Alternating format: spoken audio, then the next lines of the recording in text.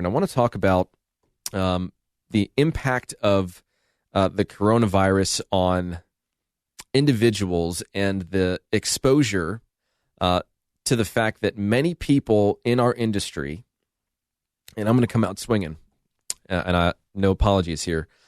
I think that our industry, and frankly, probably many industries in general, lack the training when it comes to emotional intelligence and stress management.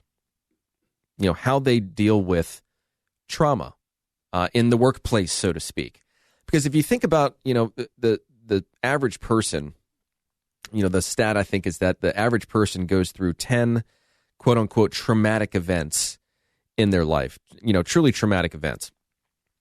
You know, a police officer goes through, I think, on average 800. You know, think about trauma nurses and surgeons and so on and so forth. They are exposed to trauma at a very high level. And of course, the stress that comes along with that needs to be managed. It is a skill that needs to be learned. And so if you think about all the people that have gotten into real estate recently, you know, because I want to keep this discussion real estate related, you think about all the people that got into real estate recently, say over the past 2-3 years, that came from a different industry. Maybe they came from corporate America.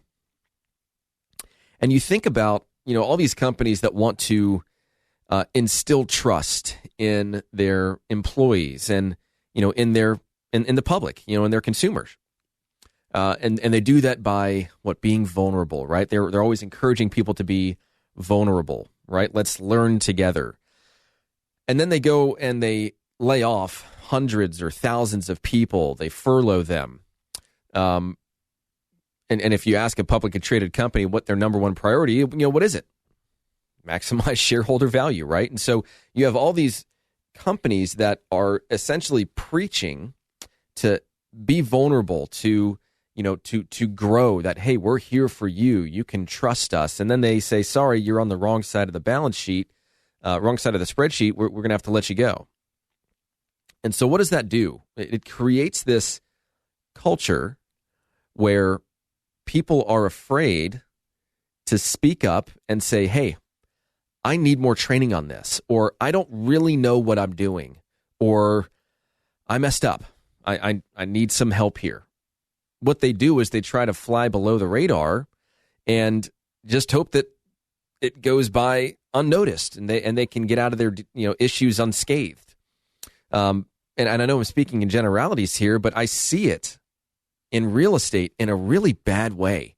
You think about all these real estate agents that meet with somebody, and what is their goal? It's to impress that person enough that they sign on the dotted line. They say, yep, I'm going to hire you. You're the agent. You're the guy. You're the girl. I trust you. Are the things that agent is saying fact?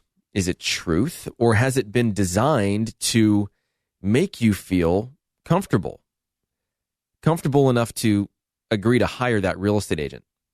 You know, is it a combination of, you know, here are the things that we can do to market your property for sale, when in reality, they're probably not going to do a lot of those things. Here are sales. Are they really their sales, or are they also company sales? Is it really a true reflection of that particular agent's individual skill set? Or are they leveraging that data with the help of others? Here's how much your home is worth. Is that backed up by factual data? Did you really sit down and go through that statistical analysis? Did you look at each individual property and say, yeah, well, you know what? This home has a fenced backyard and a screen porch, and it has hardwood flooring throughout, and the bathrooms have nice tile surround and updated vanities and fixtures, and yours has none of those things. So then why is it that agent is suggesting that you price your home for the same price as that other home that has way more upgrades? If you're not asking the questions, agents are going to try and slip one by on you because they want the listing. You know, so let's say an agent goes in and they basically give you this pie in the sky number, or they give you something to get really excited about. And then what happens? It sits on the market. And so the agent, being afraid to lose your business because maybe you realize that agent told you something that wasn't entirely truthful or wasn't entirely backed up by fact. And maybe the agent is afraid that the seller's going to say, we should have had a deeper conversation on this. I'm not sure how you came up with that price, but we're 30 days on the market now. We're supposed to have had, 8 showings, or at least that's what you told me the average number of showings was, and we've had 3. So what can we do to market the property differently? Because that's what sellers always go to is, hey, what can we do to market the property differently?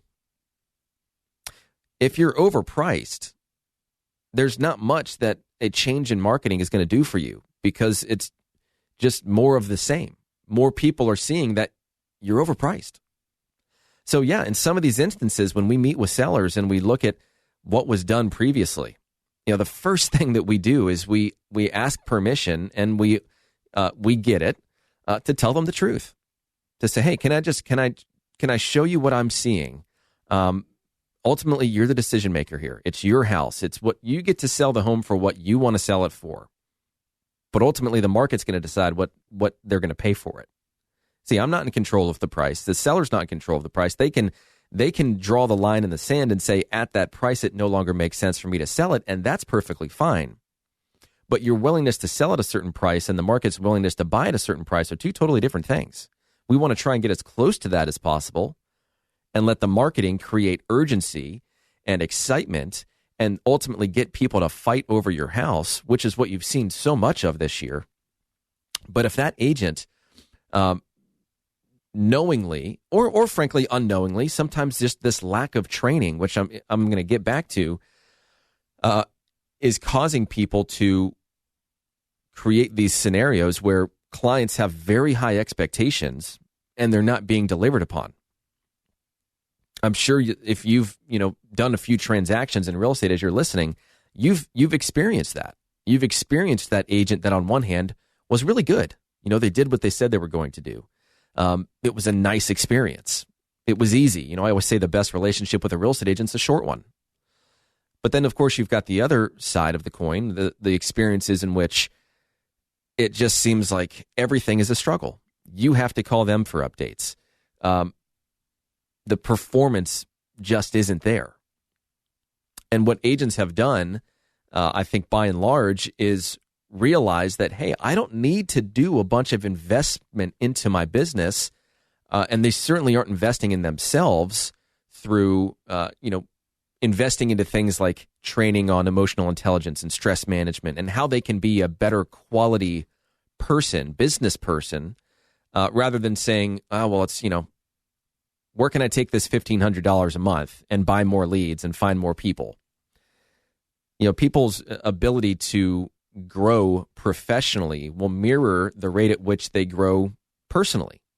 I'm a big proponent of that. It's something that we have been talking about since before coronavirus hit. But I think even now, with everything that's happened, it has really exposed the people, in my opinion, that lack emotional intelligence and the ability to be compassionate, to have empathy, to have an understanding. And there are too many people, I think, in this industry that are emotionally and mentally immature.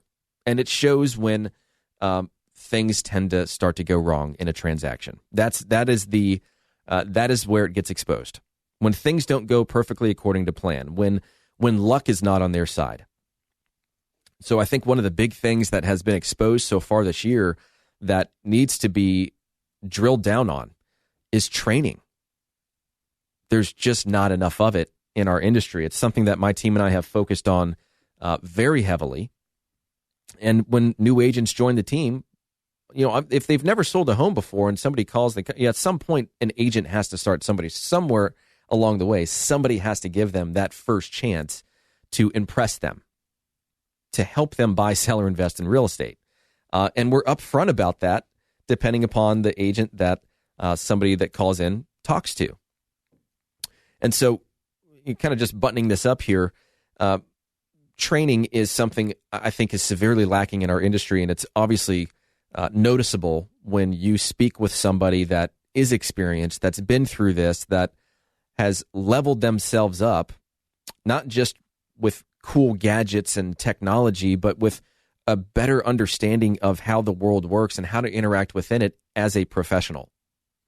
And that's something that we're really passionate about. If that's something that you value, we value it too. We'd love to speak with you about helping you buy, sell, or invest in real estate. So feel free to give me a call.